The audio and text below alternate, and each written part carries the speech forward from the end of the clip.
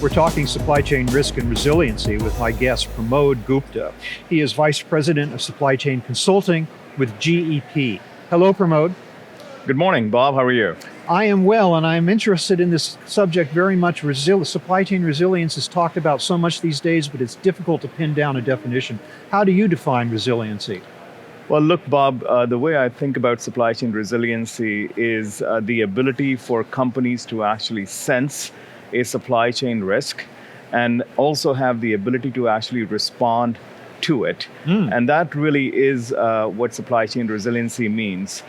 Most companies are actually in a very reactive mode when it comes to supply chain risk and responding to it. They are essentially responding to a disruption that has already taken place. And honestly, the response is rather weak. As we saw in the last 18 months, most supply chains, in my view, broke as companies tried to figure out what to do with it in a hurry. And that is because they relied on business continuity plans that were half-baked, perhaps never used, and never had the muscle to actually respond to the risk itself, to the disruption that came at him. The second problem is that the supply chains, because of years of cost reduction efforts, have come to a point where they are lean and mean supply chains, but they lack the key ingredient, which is being resilient. And they've essentially become rigid. And that's the reason why companies' supply chains fail to actually flex when they needed it to be flexed. I'm interested in that you include both sense and respond in your definition of resiliency. And do you place one as more important than the other, or are they of equal importance in an organization? They both are very equally important. And let me tell you why. Risks happen. We are seeing and sensing risk all the time. They may happen in the next day, it may happen in the next 2 weeks, it may happen in the next 3 months or even a year.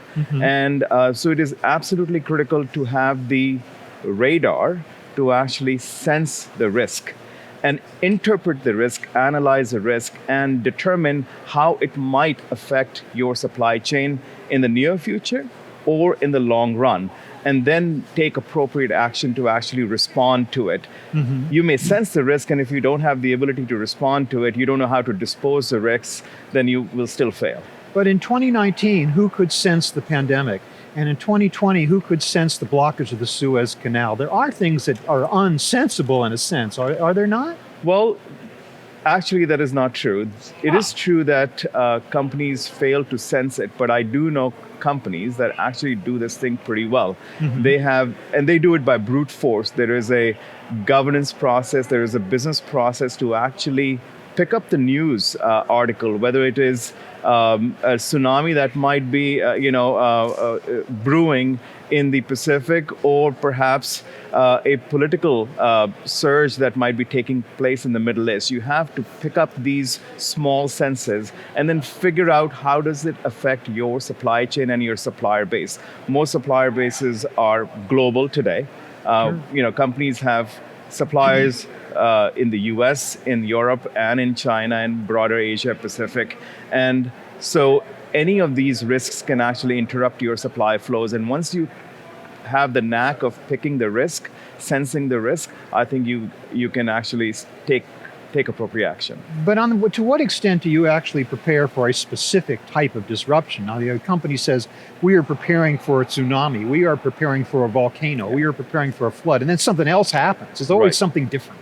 For sure. So is it more like preparing for whatever happens to come down the road? Yeah. Or do you get specific about what you're actually preparing for? It is a sort of an insurance that you have to bake into your operations. And typically some of the actions companies are able to take is to situate or deploy inventories across your supply chain so that they can respond to different types of risk. Inventory is the easiest way to actually buffer for a supply chain risk. Other actions companies can take is to prepare the manufacturing operations, perhaps to run overtime, or perhaps to switch from one product to the other, or perhaps think about logistics and rerouting products from one port to the other. Those are some of the actions companies can actually take. So having the playbook on how you are going to respond and putting that in action is what will make companies successful. Okay, well, you talk about the importance of inventory as one possible tool. Yes. Does lean and mean undermine resiliency?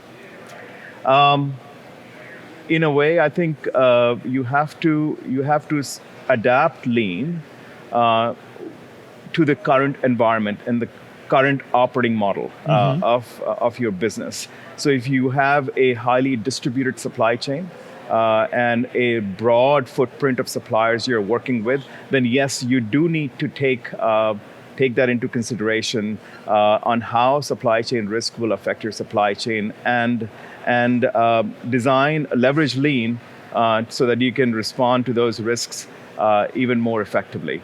I call this shifting from being cost efficient to being efficiently flexible. So there is a place for lean in being flexible as well. Pramod, tell me a little bit about GEP and how it's responding to the challenges of its customers in these difficult times. GEP is a global management consulting firm focused on providing supply chain consulting services, supply chain technology solutions in its products called GP Smart and GP Next, as well as supply chain managed services solution to its customers globally. It is perhaps the only firm that is able to provide and service the clients across those three domains, which are, in my belief, are absolutely critical to be successful in supply chain area. And our firm is serving so many clients and helping them really bring those two faculties of supply chain operations together in a comprehensive service offering. Pramod Gupta, I want to thank you so much for joining me today to talk about the critical topic of supply chain risk and resiliency. Thank you very much. Bob, thank you so much for having me. I have been speaking with Pramod Gupta of GEP. Thank you very much for watching.